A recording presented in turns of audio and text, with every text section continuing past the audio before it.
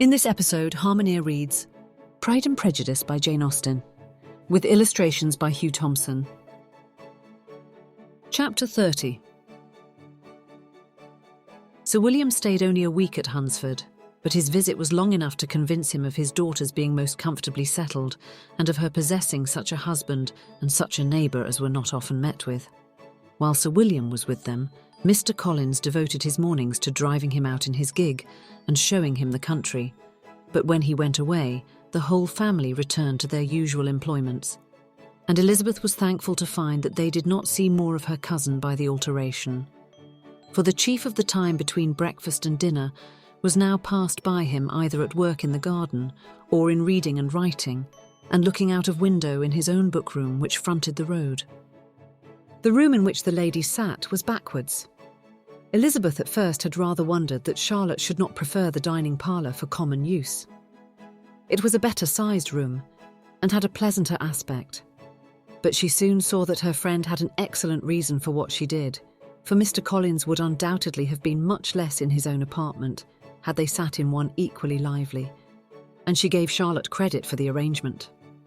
From the drawing-room they could distinguish nothing in the lane, and were indebted to Mr. Collins for the knowledge of what carriages went along, and how often especially Miss de Bourgh drove by in her phaeton, which he never failed coming to inform them of, though it happened almost every day. She not unfrequently stopped at the parsonage, and had a few minutes' conversation with Charlotte, but was scarcely ever prevailed on to get out. Very few days passed in which Mr. Collins did not walk to Rosings, and not many in which his wife did not think it necessary to go likewise. Until Elizabeth recollected that there might be other family livings to be disposed of, she could not understand the sacrifice of so many hours. Now and then they were honoured with a call from her ladyship, and nothing escaped her observation that was passing in the room during these visits. She examined into their employments, looked at their work and advised them to do it differently, found fault with the arrangement of the furniture, or detected the housemaid in negligence, and if she accepted any refreshment, seemed to do it only for the sake of finding out that Mrs. Collins's joints of meat were too large for her family. Elizabeth soon perceived that though this great lady was not in the commission of the peace for the county, she was a most active magistrate in her own parish, the minutest concerns of which were carried to her by Mr. Collins.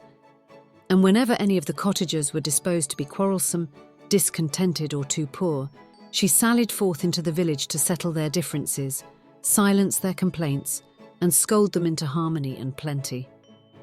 The entertainment of dining at Rosings was repeated about twice a week, and allowing for the loss of Sir William, and there being only one card table in the evening, every such entertainment was the counterpart of the first. Their other engagements were few, as the style of living of the neighbourhood in general was beyond the Collinses' reach. This, however, was no evil to Elizabeth, and upon the whole she spent her time comfortably enough.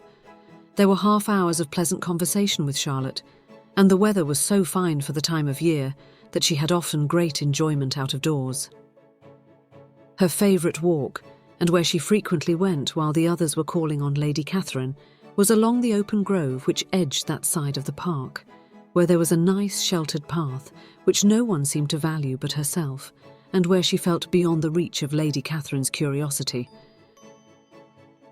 In this quiet way, the first fortnight of her visit soon passed away.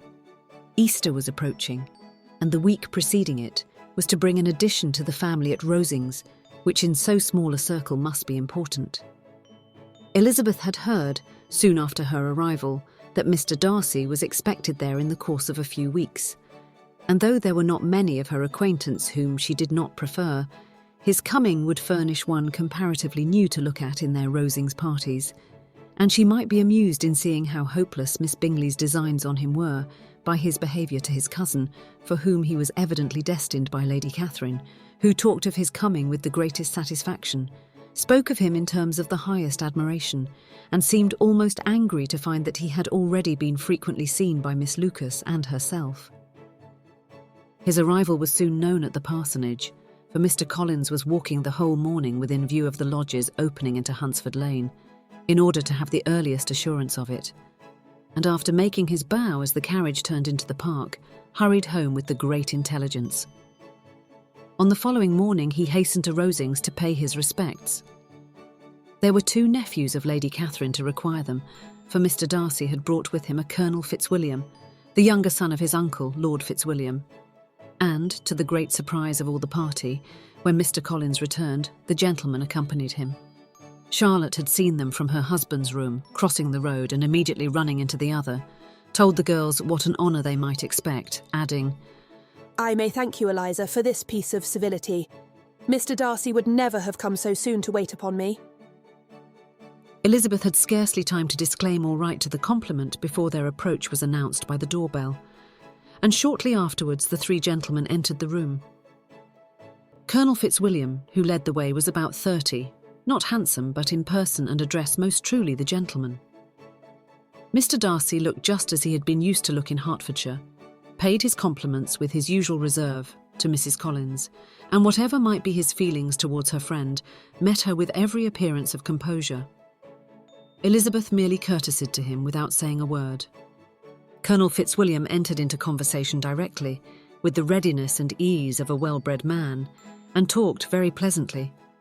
But his cousin, after having addressed a slight observation on the house and garden to Mrs. Collins, sat for some time without speaking to anybody. At length, however, his civility was so far awakened as to inquire of Elizabeth after the health of her family.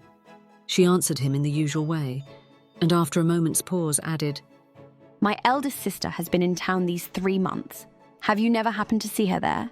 She was perfectly sensible that he never had, but she wished to see whether he would betray any consciousness of what had passed between the Bingleys and Jane, and she thought he looked a little confused as he answered that he had never been so fortunate as to meet Miss Bennet. The subject was pursued no further, and the gentleman soon afterwards went away.